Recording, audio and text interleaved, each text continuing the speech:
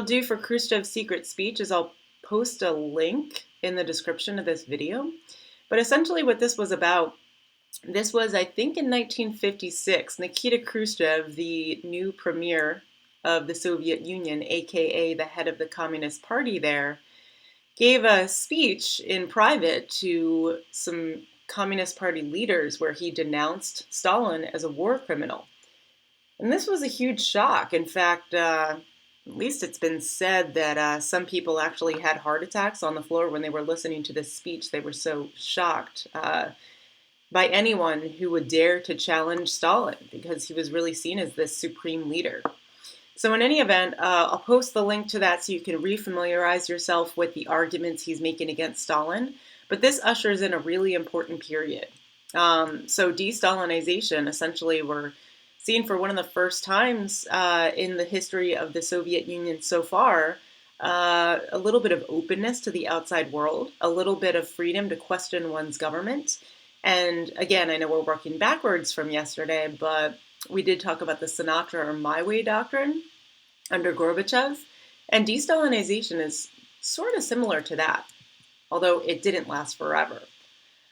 So big picture stuff on Stalin. For the quiz, I would not expect you to know any of these really specific numbers, but you should be generally familiar with why Stalin was denounced by Khrushchev, right? So Stalin was the premier of the Soviet Union and the head of the Communist Party there shortly after Lenin's death until his death in, this is actually, 1953. That's a typo there. But in any event, Stalin was responsible for the deaths of millions of Soviet citizens. Some of them unintentionally starved to death during Stalin's collectivization program for agriculture. Really simplified way of explaining that is that under communist rules, since people did not own their own property, the Soviet Union had the authority to seize all agricultural production for the state, and they redistributed it most of the time to urban industrial workers. So the very farmers that were producing food didn't have enough food for themselves. Most of these starvations took place in Ukraine, which is now an independent country but was a part of the Soviet Union at the time. Also, wealthier peasants that owned land and were even more powerful before the rise of Lenin, ended up essentially being liquidated. Many of them were sent to the gulags. And at the very least, they were deprived of their land by the Soviet Union. The other really more explicit example of Stalin being a war criminal were his purges. And this was, again, the real reason, or the most significant use of the gulags, rather. Anyone who denounced Stalin's leadership, even within the party, could be sent to a gulag, right? Essentially almost like a concentration camp, a, quote, re-education camp, end quote. And most people that went there never returned. Some of them were executed and others died because they were doing backbreaking work in very desolate areas in Siberia. So those were some of the major things that Khrushchev pointed out in his secret speech, all these things that Stalin had done.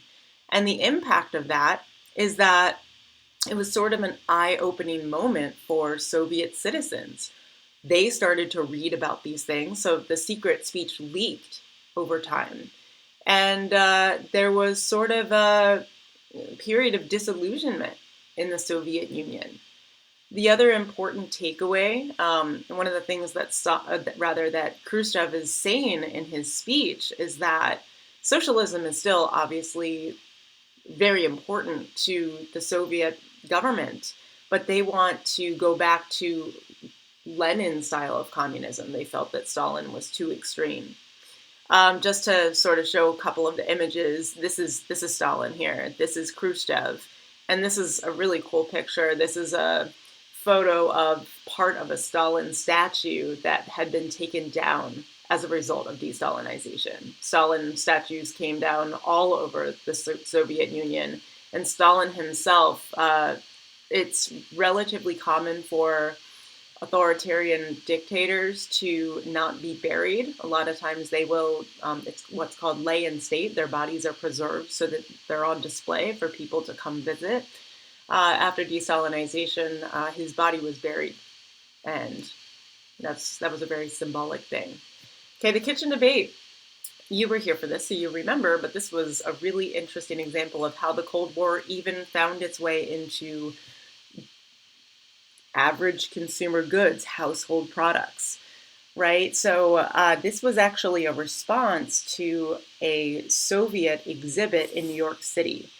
This exhibit basically showcased Soviet consumer items, and Americans could go and see them.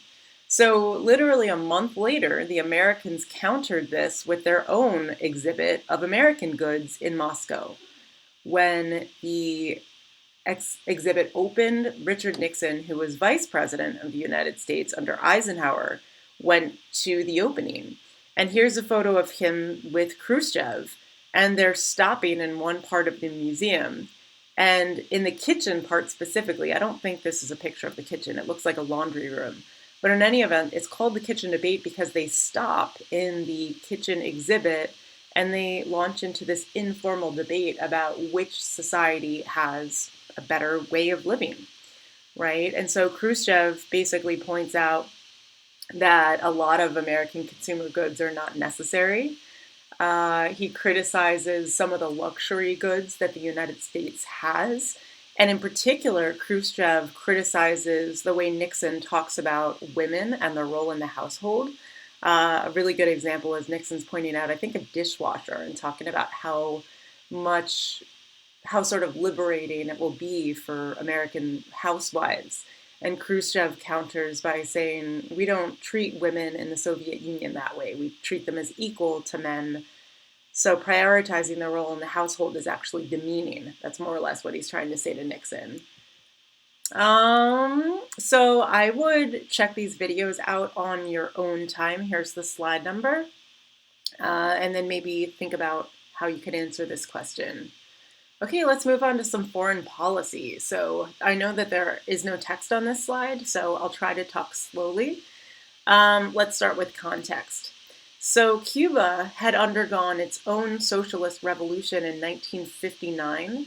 The US-backed president, his name was Batista, he and his followers end up essentially being driven from Cuba. And many former Batista supporters found themselves in the United States, mostly in Florida. And the US, of course, is not particularly happy with the Cuban Revolution and its results. One of the most significant results is that Fidel Castro, pictured here, emerges as the new leader of Cuba, and Cuba becomes a socialist country. So, of course, this is sort of a great example of the containment policy in action, but now in the Western Hemisphere. The United States does not want to let Cuba be a communist country. And so the first thing that they try to do is they try to help Batista supporters, so these Cuban people forced to flee Cuba, rather. They try to re-invade, and the U.S. uses the CIA to try to back this invasion. It was called the Bay of Pigs invasion because that was the body of water that they launched their offensive on. And the Bay of Pigs invasion was a huge failure. So the aftermath of that is that Castro is sort of on high alert, right? They're so close to the U.S. The U.S. clearly has a very strong military, and so Castro is afraid of what could happen with such a strong northern neighbor that opposes its communist direction. So Castro and Khrushchev form an alliance, and Khrushchev places Soviet missiles on the island of Cuba. Once the U.S. finds out about this, it ushers in a panic. This is a photo of Kennedy on television speaking to the American audience about what's actually happening in Cuba. And afterward, he issues a quarantine around the island of Cuba, so nothing can get in or out. And because the quarantine hurt the economy, ultimately it led to a negotiation. So Kennedy and Khrushchev agree to something that averts this crisis. And I suppose I should explain more about why this is a crisis. This map shows you the range of the missiles that were placed in Cuba. And so this is really the closest we ever got to nuclear war. So it was a really heightened time of panic in the United States. So in any event, back to the negotiation between Kennedy and Khrushchev, Khrushchev agrees to withdraw the missiles from Cuba, and the US, meanwhile, already had missiles in Turkey, which is very close to the USSR, and Kennedy agreed to remove those. So the Cuban Missile Crisis, nuclear war was averted, but it was a very tense moment. This is a great political cartoon to try to analyze. I would really try to focus on what key symbols you see and then how that might relate to the bias and the main idea of the cartoon. All right, so let's skip ahead. Some kitchen debate questions if you want to look at those. But I really want to get straight to more foreign policy. Okay, so I would check out this video, but I want to talk about the Prague Spring for a second, and then you'll understand why this video is so interesting. So the Brezhnev Doctrine, I guess we should start by talking about Brezhnev himself, huh? So this is Brezhnev. He was the premier of the Soviet Union after Khrushchev, and he represented much more of a return to hardliner communist rule, and one of the best examples of that was in terms of his foreign policy. So by the way, by the time Brezhnev comes around, there is no more de-Stalinization. So the trigger to the Brezhnev Doctrine started in Prague, the capital of Czechoslovakia at the time. Czechoslovakia, by the way, is now two states, the Czech Republic and Slovakia. In any event, this is what this video is about, so definitely check it out. But there was, basically the Prague Spring was a period of mass protest and liberalization, a striving for democracy in Czechoslovakia. And the Soviet Union was alarmed by this because Czechoslovakia was a client state of theirs. And so Brezhnev sends tanks into Prague to try to stop the protests and to stop this movement towards democracy. And that is how the Brezhnev Doctrine was born. Brezhnev justifies this military force by saying that it is the right of the Soviet Union, anytime socialist rule is under threat, to use force to protect socialism in the region. And that force can include military force. So the Prague Spring ultimately ends. Czechoslovakia does not break free from Soviet influence. But if we fast forward into the 80s, we can start to see weakness in the Brezhnev Doctrine. So one of the reasons why the Brezhnev Doctrine weakened was because there was another major movement of protest in Poland this time called the Solidarity Movement. This was more of a labor rights protest. And the Soviet Union again tried to intervene, but the Solidarity Movement actually was better met with response from the United Nations. And so the Brezhnev Doctrine showed its weakness because it wasn't able to successfully intervene in Poland, but the UN was. Another good example of how the Brezhnev Doctrine weakened and ultimately collapsed, and we'll talk about this in a little bit more detail in a minute, is that the Soviet Union was deeply involved in a war in Afghanistan, and it didn't go so well for them. So because of that, again, the Brezhnev Doctrine is going to end by the mid-1980s. And then lastly, it's not written down here, but Brezhnev's death obviously also contributes to the decline of the Brezhnev Doctrine. So this is a really good quote to think about when we're trying to summarize what the purpose of the Brezhnev Doctrine was. Notice that Brezhnev is saying, well, they're free to choose their own path, which kind of makes it sound like this is a little bit more democratic. Ultimately, this quote cancels that all out. What this quote really means is, well, countries can choose their own future, but if they don't want to be socialist, then they can't really choose, right? So this quote is sort of like, you can have it your own way, but not really. So think about how different that is from the Sinatra Doctrine, which will come under Gorbachev. All right, cool.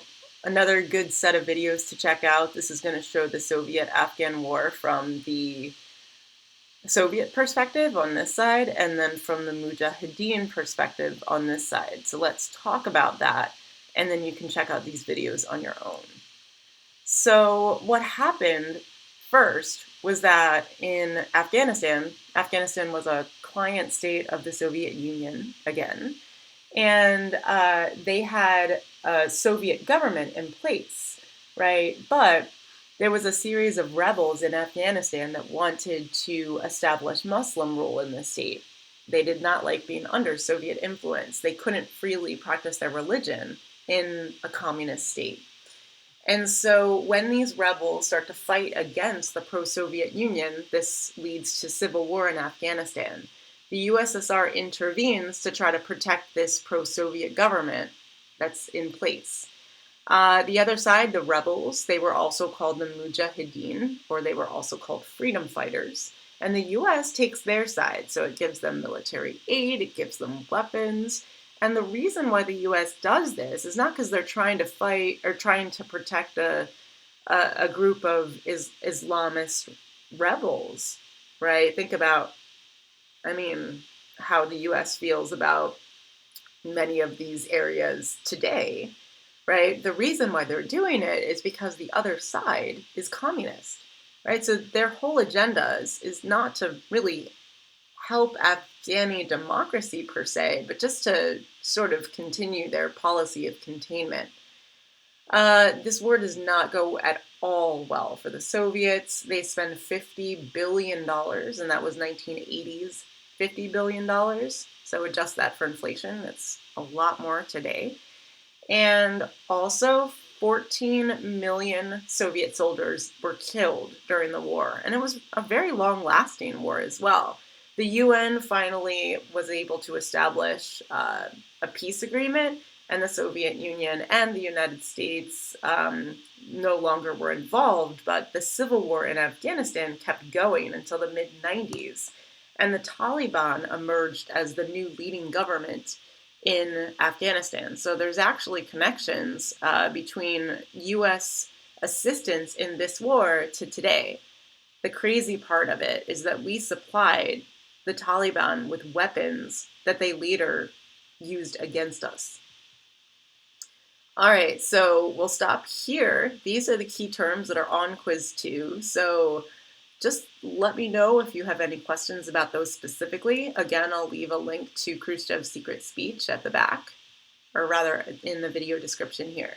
So good luck studying for the quiz, good luck studying for the test, and let me know if you have any questions.